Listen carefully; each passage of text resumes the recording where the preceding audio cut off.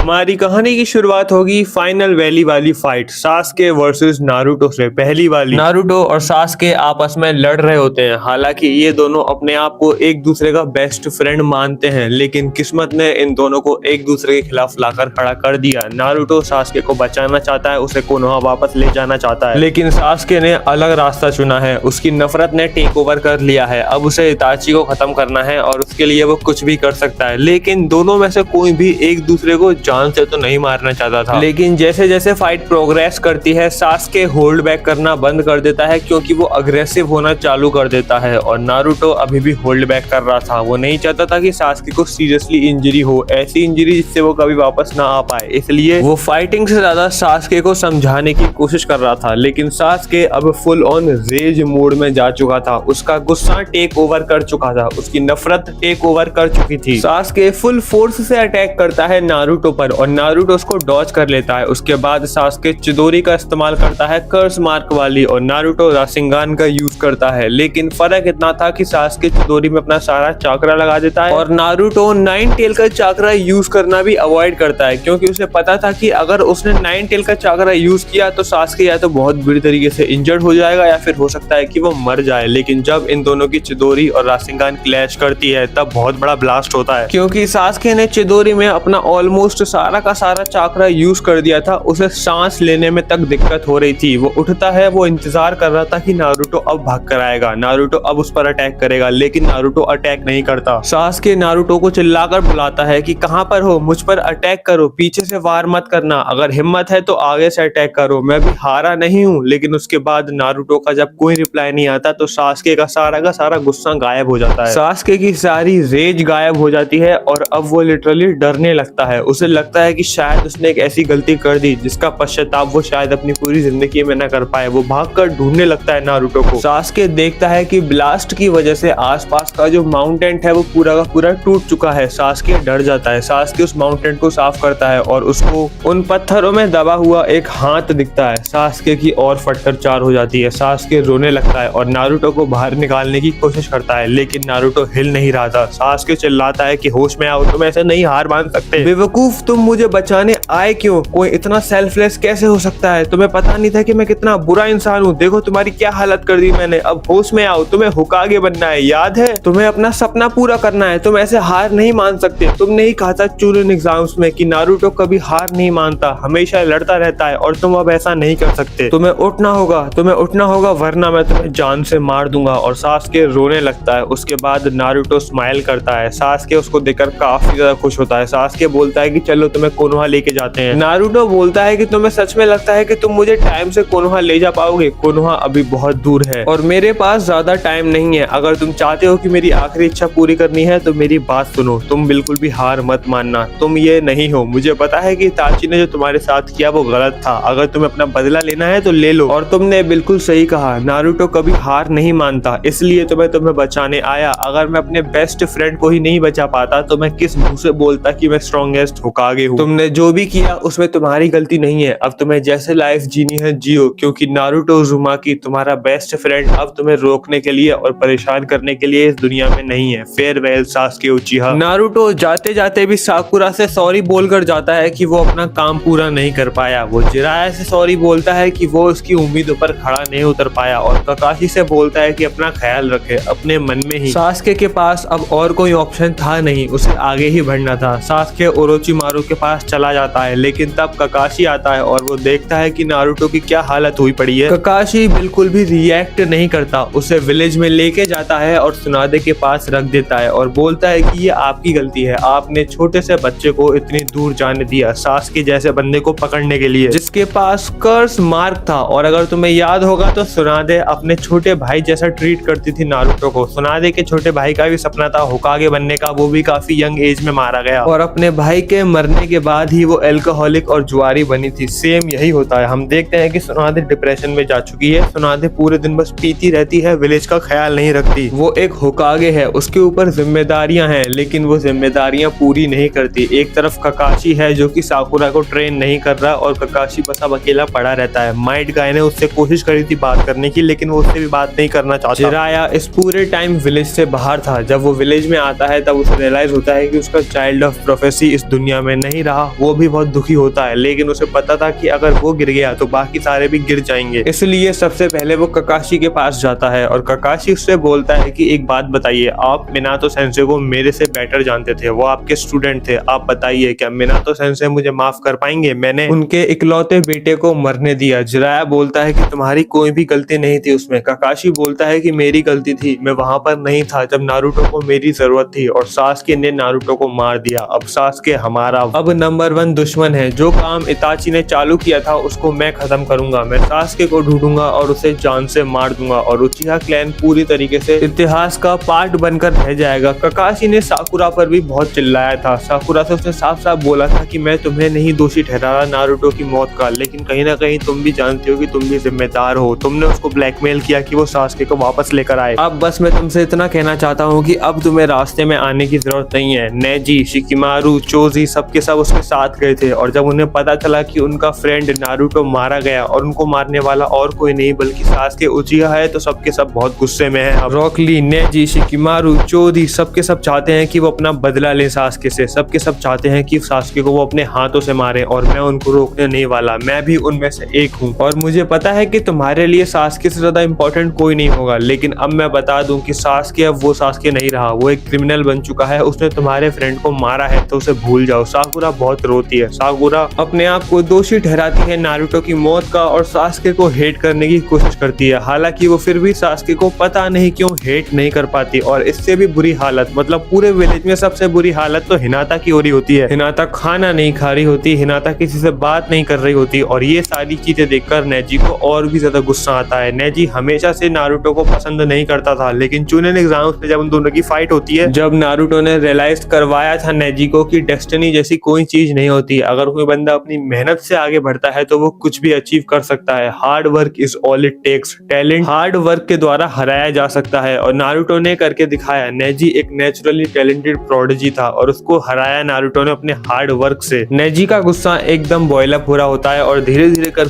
पूरा का पूरा कोनोहा जिस बच्चे से हेट करते थे सबके सब उसे लाइक करने लगते हैं, सबके सब उसकी इज्जत करने लगते हैं और नारुतो उज़ुमाकी का नाम पूरे कोनोहा के लिए अमर हो चुका होता है। लेकिन नेजी, रॉकली, कीबा, शिकिमारू ये सबके सब प्लान बनाते हैं सास्के को ढूंढकर मारने का। लेकिन क्योंकि शिकिमारू एक स्मार्ट पर्सन है, शिकिमारू सबसे बोलता है कि नारुतो हम सब में स्ट्रॉन्गेस्ट था क्योंकि वो एक जिंजूरी की था, लेकिन सास्के ने फिर भी उसको मार दिया। इसका मतलब यह है कि सास्के अभी फिलहाल हम सबसे ज्यादा पावरफुल है। हमें ट्रेन करना होगा, हम दिन रात ट्रेन करेंगे, स्ट्रॉन्ग बनेंगे और फिर अपना बदला लेंगे सास्के से। और ककाशी भी यही सोचता है। ककाशी तो अभी जाना चाहता था सास्के को मारने के लिए, लेकिन जिराया उसे रोकता है। जिराया समझ जाता है कि अब सुनादे हैंडल नहीं कर पाएगी विलेज को। Tsunade is no more capable of being Hokage, इसलिए वो ककाशी का नाम सजेस्ट करता है। हालांकि ककाशी भी होकागे नहीं बनना चाहता था, लेकिन जिराया उससे बोलता है कि तुम्हारे सेंसे मिनातो ने इतनी कम उम्र में ही होकागे बनने का फैसला किया क्योंकि उन्हें पता था कि होकागे एक जिम्मेदार आदमी होना चाहिए। अगर तुम होकागे नहीं बने तो डांजो होकागे बन जाएगा और मैं उसके बारे में जितना जानता हूँ मैंने आज तक उसके बारे में एक भी पॉजिटिव चीज नहीं सुनी। और मैं बता दूं नारुतो भले ही मर गया, लेकिन नारुतो से भी ऊपर, तुमसे भी ऊपर, मेरे से भी ऊपर ये विलेज है। हम सब नारुतो से प्यार करते थे। पूरा का पूरा विलेज आज कर्जदार है नारुतो का, लेकिन शिनोबीज आएंगे, शिनोबीज जाएंगे, विलेज रहना चाहिए। और नारुतो जैसे कई शिनोबीज, महान शिनोबीज इस विलेज में आएंगे। अगर ये विलेज जिंदा रहा तो डांसो को तो वो वॉर शुरू कर देगा, कोनोहा को कंगाल कर देगा और जल्द ही पूरा का पूरा कोनोहा खत्म हो जाएगा। इसलिए मैं चाहता हूँ कि तुम कोनोहा की जिम्मेदारी उठाओ और तुम नारुतो का सैक्रिफाइस खाली मत जाने दो। नारुतो ने सैक्रिफाइस किया है कोनोहा के लिए। उसके बाद हमें देखने को मिलता है एक टाइम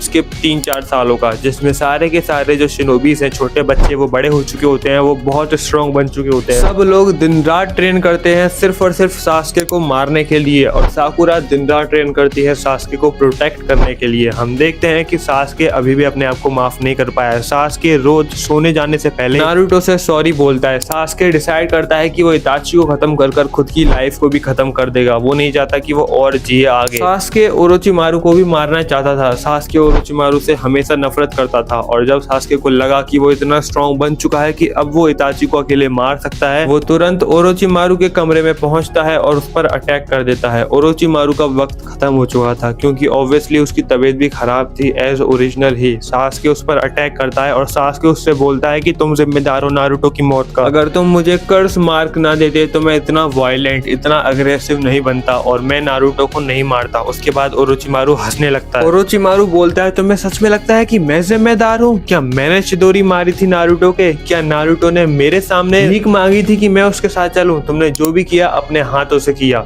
सास्के को बहुत गुस्सा आता है। ओरोचिमारू वैसे भी बहुत बुरी तरीके से फीवर में था और सास्के उसको मार देता है एक ही झटके में। सास्के काबूटो को छोड़ देता है क्योंकि सास्के कसम खाता है कि वो इताची को ही मारेगा और किसी को जान से आज के बाद वो नहीं मारने वाला। और इताची को मारने के बाद वो नारुतो के पास जाकर खुद सॉरी बोलेगा नारुतो को। उसके बाद सास्के निकल जाता है अपनी जर्नी पर। सास्के टीम टाका नहीं बनाता। वो चाहता था कि वो अकेले सर्वाइवल करे, वो चाहता था कि वो अकेले ही जिए आज के बाद। और दूसरी तरफ कोनोहा में अब सभी को फाइनली लगने लगा था कि वो इतने स्ट्रॉन्ग बन गए कि अब वो सास्के को हरा सकते हैं। इसलिए नेजी, रॉक ली, शेकिमारू, कीबा, हिनाता, इवन साकुरा भी जाती है। ये लोग दो टीम में डिवाइड हो जाते हैं, रॉक ली, नेजी, साकुरा और हिनाता, शिकिमारू और कीबा। सास्के पूरे टाइम इताची को ढूंढ रहा होता है लेकिन किसामे खुद उसके पास चलकर आ जाता है और बोलता है कि इताची ने तुम्हें बुलाया है। और इताची के लिए सास्के चला जाता है किसामे के साथ। उसके बाद हमें देखने को मिलती है भाइयों की लड़ाई एज ओरिजिनल, सास्के वर्सेस किसामे। लेकिन इस पूरी फाइट में सास्के थोड़ा सा होल्ड बैक कर रहा था और ये बात इताची नोटिस कर लेता है। इताची बोलता है क्या हो गया? क्या तुम मुझे मारना नहीं चाहते? तो तुम अपनी फुल पावर पर क्यों नहीं लड़ रहे? आई सी मैंने सुना तुमने नारुतो को अपने हाथों से मार दिया, अब तुम्हें डर है और साथ में पछतावा भी। नारुतो सच में तुम्हारी केयर करता था। तुम्हें लगता है कि नारुतो सच में एक अच्छा इंसान था और तुमने उसको मार दिया आउट ऑफ कंट्रोल होकर। और उस दिन तुमने वादा किया था अपने आप से कि आज के बाद तुम कभी भी full on no hold back rage mode में जाकर नहीं लड़ोगे क्योंकि तुम्हें खुद नहीं पता कि तुम कितने खतरनाक हो सकते हो रेज मोड में जाकर। लेकिन मैं बता दूं, नारुतो और इताची उचिहा में बहुत बड़ा फर्क है। मैं नारुतो नहीं हूँ, मैं बहुत स्ट्रॉन्ग हूँ नारुतो से। और अगर तुमने अभी फुल पावर से लड़ना चालू नहीं किया तो मैं तुम्हें जान से मार दूंगा। एक बात बता दूं, तुम्हारी तरह मेरे अंदर फीलिंग्स नहीं है, मुझे रिग्रेट नहीं होता। और अगर तुम एक छोटे से बच्चे के लिए रोते रहोगे जिंदगी भर जिसको तुमने अपने हाथों से मारा, तो आगे चलकर तुम स्ट्रॉन्ग कैसे बनोगे? मुझे सच में लगा था कि मैं कामयाब हो गया तुम्हें अपने आप से नफरत कराने में, लेकिन मैं गलत था। तुम्हारे अंदर अभी भी उतनी नफरत नहीं है, तुम्हारे अंदर अभी भी उतनी ताकत नहीं है। You are just a kid, you are getting soft brother. और उसके बाद इताची अटैक कर देता है सास्के पर, जिससे सास्के बहुत दूर जाकर गिरता है। इताची सास्के को प्रोवोक करने की पूरी कोशिश करता है। वो उसको एक बार गेंजुत्सु में डालकर एक बार फिर से फुगाकू और उसकी माँ की डेथ दिखाता है। एक बार फिर से दिखाता है कि कैसे इताची ने पूरा का पूरा उचिहा क्लैन स्लॉटर कर दिया। वो सास्के से बोलता है कि तुम्हें पता है हमारे फादर मुझसे ज्यादा स्ट्रॉन्ग थे, वो चाहते तो मुझे काफी आसानी से हरा सकते थे, लेकिन वो मेरे से ज्यादा तुमसे प्रभावित थे। वो तुम्हें और मुझे प्यार करते थे, वो इतना प्यार करते थे मुझसे, वो मुझे मार नहीं पाए। फिजिकली वो बहुत स्ट्रॉन्ग थे लेकिन मेंटली वो बहुत वीक थे और मुझे ऐसे लोगों से बहुत नफरत है। तुम भी उन्हीं में से एक आते हो। तुमने एक लड़के को क्या मार दिया, तुम पूरी तरीके से भूल गए कि तुम एक उचिहा हो। तुम्हें अपने पेरेंट्स का रिवेंज लेना है। और तुम्हारी तरह फुगाकू भी बहुत वीक था, इसलिए उसे मारने में मुझे बहुत ज्यादा मजा आया। इतना सब कुछ सुनने के बाद सास्के कहाँ रुकने वाला था। सास्के एक बार फिर से पागल हो जाता है, ऑल आउट जाता है। और इताची यही तो चाहता था। इताची और सास्के की फाइट एक बार फिर से जोरों शोरों से होती है और सास्के फाइनली इताची को डोमिनेट करने लगता है। लेकिन सास्के को उसके भाई की सच्चाई नहीं पता थी। इन दोनों की फाइट होती है, दोनों बिल्कुल थक जाते हैं, खून ही खून, पसीने ही पसीने। लेकिन सास्के फाइनली जीत जाता है इताची से और इताची जाने से पहले ओरोचिमारू को खत्म कर देता है। मतलब सुसानो का यूज कर उसे इन्फिनिट गेंजुत्सु में डाल देता है और सास्के को फ्री कर देता है कर्स मार्क से। और उसके बाद इताची के मरने के बाद सास्के को रियलाइज होता है कि इताची अगर चाहता तो उसे मार सकता था, लेकिन सास्के कमजोर पड़ चुका था। सास्के में इतनी हिम्मत भी नहीं बची थी कि वो इताची को मार सके। वो अपना बदला भूल रहा था, अपना पोटेंशियल और अपना मकसद भूल रहा था, इसलिए इताची ने ये सब किया। और इताची अब इस दुनिया में नहीं रहा। सास्के बहुत बुरी तरीके से इंजर्ड है। सास्के स्माइल करता है और बोलता है कि अब फाइनली मैं नारुतो के पास जाऊंगा और उससे सॉरी बोलूंगा। उसके बाद वहां पर रॉक ली और नेजी आ जाते हैं, साथ में साकुरा भी। रॉक ली बोलता है एक काम करते हैं, तुम्हें वहां पर पहुंचाने में मदद कर देते हैं। सास्के उठने की कोशिश करता है लेकिन सास्के उठे उससे पहले ही रॉक ली उस पर पंच करता है, जिससे उसके दांत टूट जाते हैं और मुंह से खून निकलने लगता है। रॉक ली उसको मुंह पर किक करता है और एक बार फिर से किक करता है, जिससे उसका रिब केज टूट जाता है। और जब रॉक ली सास्के की तरफ देखता है तो सास्के स्माइल कर रहा होता है। ये चीज देखकर रॉक ली और भी ज्यादा ऑफेंडेड डिवाइडेड हो जाता है। रॉक ली को लगता है कि सास्के उसका मजाक उड़ा रहा है। सास्के को कोई रिग्रेट नहीं है नारुतो की डेथ का और रॉक ली चिल्लाकर बोलता है कि नारुतो तुम्हें अपना बेस्ट फ्रेंड मानता था, हम सबसे ऊपर मानता था, तुमने उसके साथ क्या कर दिया? नारुतो तुम्हारे लिए कोनोहा छोड़कर आया था और तुमने बिल्कुल भी उसके साथ न्याय नहीं किया। नेजी वहां पर आता है। नेजी भी सास्के को अटैक करता है। नेजी कुछ ऐसे क्रूशियल पॉइंट हिट करता है जिसकी वजह से सास्के हिट भी नहीं पाता। सास्के